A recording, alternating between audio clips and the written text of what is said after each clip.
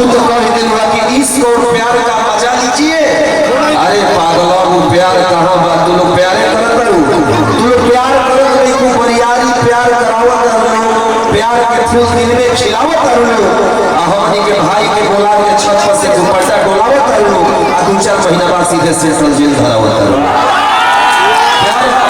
अब सुनिए, अभी मेरा जो यूट्यूब पे हिट शायरी है छोटे बाबा, एक सोनी तुम्हारे जैसी लड़की एक औरत ने किसी भाई से लव हो गया है, प्यार करके प्यार में धोखा दे दी,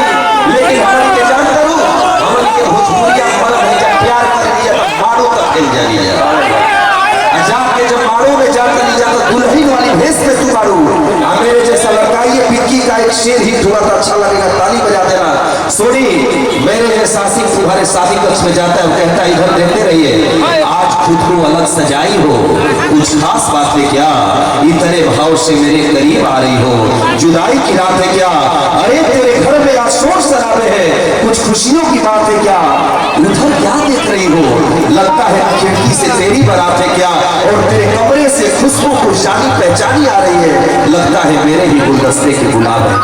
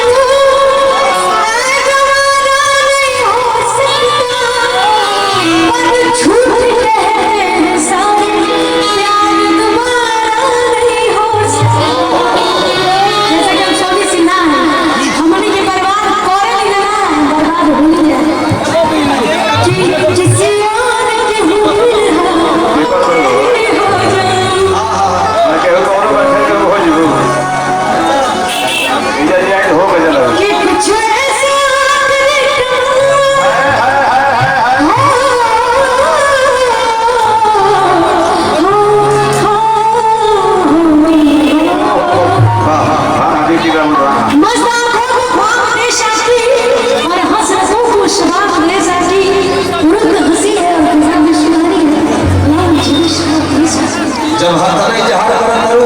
तो मोहब्बत की इजहार कर जाएगा, बात मत करो, इकरार कर जाएगा, आए सोनी दिल के दरवाजा खोल दे, हमारा भाई के प्यार कर जाए, दिल के दरवाजा खोल दे। हम चाहते कि काव्या जी के भी बोला नहीं, अभी चक्करदार कार्यक्रम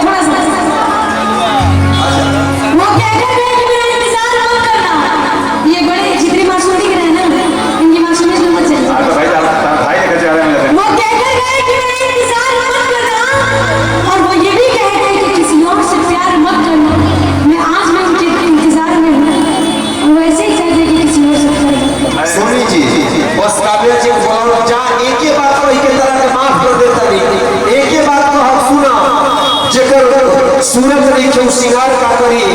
जरा भी दिल देखे वो प्यार का करी। आज का के दिल मार्केट में खिलौना निहर बेचाता, हमारी निहर खरीद के भी माले देखे बाजार का मार्केट में बेचाता। एगो खेसारी जी के सिनेमा ही रहे बड़म जी लव यू,